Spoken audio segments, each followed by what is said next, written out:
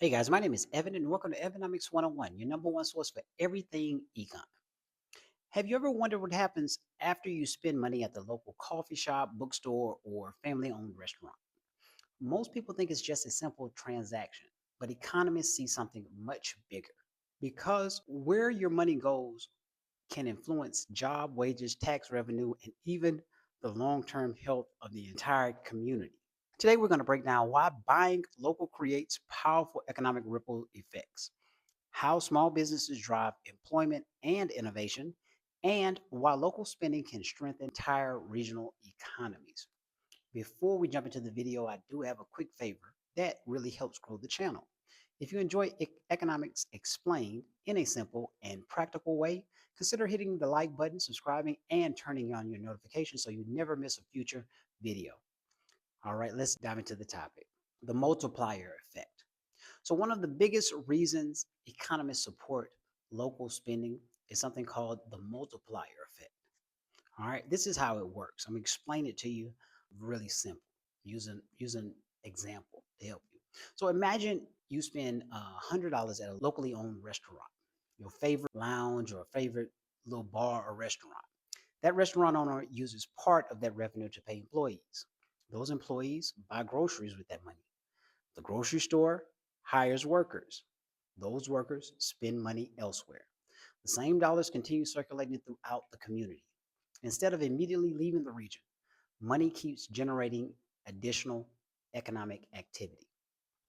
Economists often measure the circulation through regional multipliers, showing how $1 can create more than $1 of economic output over time. That's why local spending can have a much larger impact than many people realize. We're going to talk about how smaller businesses and how they create jobs.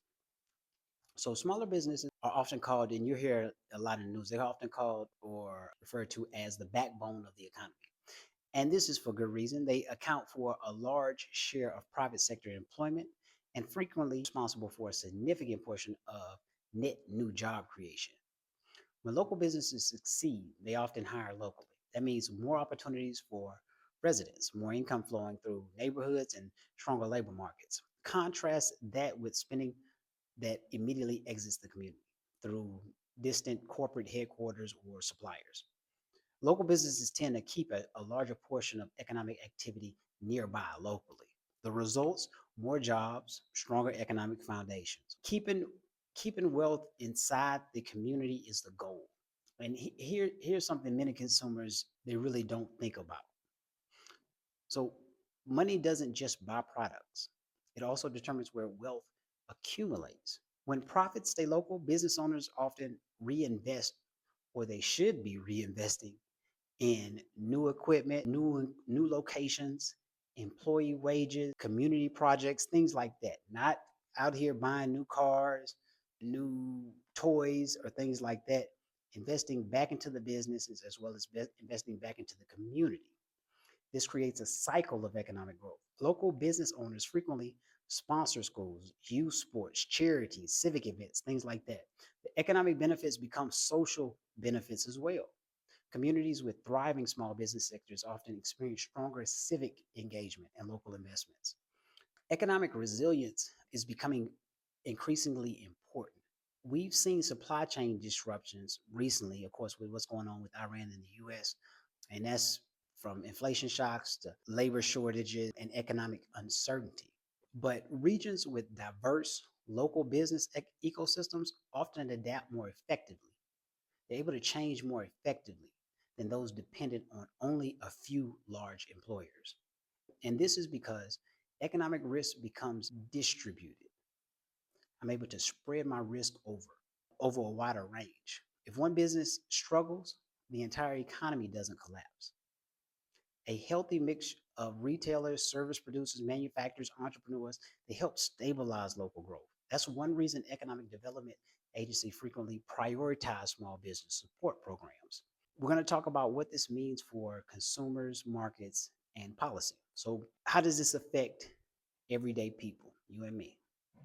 Consumers influence economic outcomes every time they make a purchase. Buying local isn't always the cheapest option, And convenience often favors large national retailers, but supporting local businesses can contribute to stronger employment, healthier commercial districts, and greater community investment. For policymakers, strong local business activities can increase tax revenue and reduce dependency on outside investment. For markets, healthier economies support consumer spending, housing demand, and large regional growth.